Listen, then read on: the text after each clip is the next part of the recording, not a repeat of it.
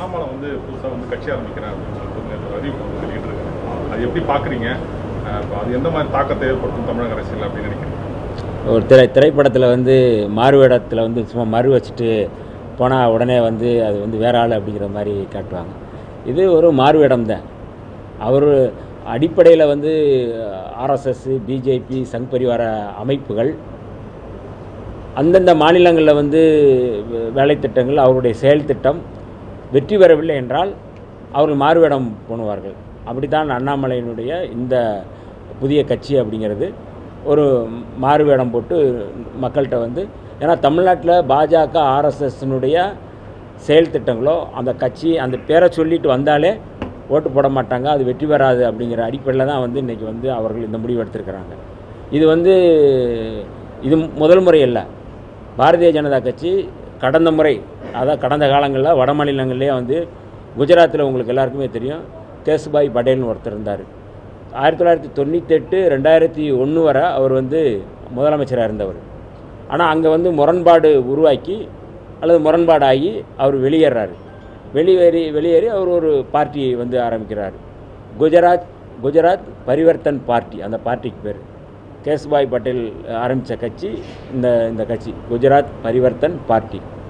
ஆனால் 2014 பாஜக வந்து மத்தியில் ஆட்சிக்கு வரும்பொழுது அவர் வந்து பாஜக வந்து அதோடு இணைத்து கொண்டார். இதுதான் அவருடைய கடந்த கால வரலாறு. உமாபாரதின்னு ஒருத்தவங்க உங்களுக்கு தெரியும். அவங்க வந்து பாபர் மசூதி இடிப்பு வழக்கிலெல்லாம் சம்மந்தப்பட்டவர்கள். அத்வானியோடு முரண்பாடுபட்டு அவர் வெளியேற்றப்படுகிறார். வெளியேற்றப்பட்ட பிறகு அவர் வந்து ஒரு கட்சி ஆரம்பிக்கிறார்.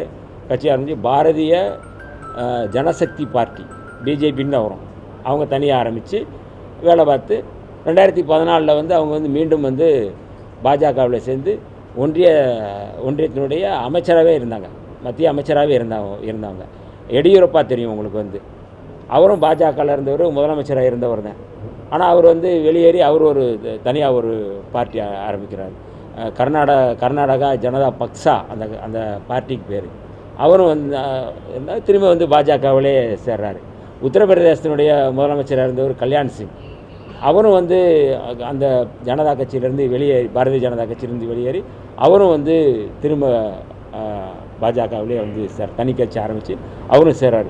ஏன் இதை சொல்கிறோன்னா, கடந்த காலங்களில் எல்லா இடங்கள்லையுமே வந்து இந்த மாதிரி பாஜக அந்தந்த மாநிலங்களில் வந்து அந்த பேரில் வந்தால் மக்களால் விரட்டப்படுவார்கள், மக்களால் புறக்கணிக்கப்படுவார்கள், அவர்கள் வெற்றி பெற முடியாது என்பதை தெரிந்து கொண்டு அந்த பேரில் இருக்குது வேறு உருமாறுறது, இன்னொரு பேரில் மாறுவேடம் போட்டு இன்னொரு பேரில் வந்து செயல்படுறது.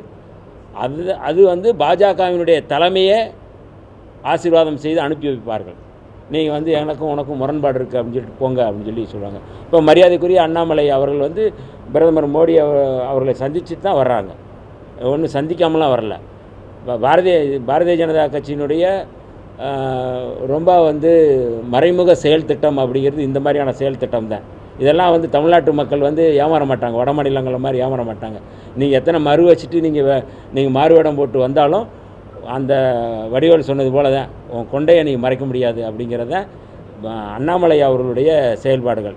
ஆகவே ஒருபோதும் பாஜக, ஆர்எஸ்எஸ், சங் பரிவார அமைப்புகளுடைய செயல் திட்டம் உருமாறி வேடம் மாறி நீங்கள் வந்தாலும் இங்கே வந்து வேலைக்கு ஆகாது அப்படிங்கிறத தமிழ்நாட்டு மக்கள் கொடுக்கின்ற செய்தி.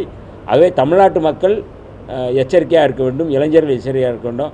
ஒரே நேரத்தில் ஒரே ஆரம்பிக்கும் போதே 1 லட்சம் இளைஞர்கள் 2 லட்சம் இளைஞர்கள் அப்படின்னு சொல்கிறது ஏற்கனவே பாஜகவினுடைய மிஸ்டு கால் திட்டம் தான் அது.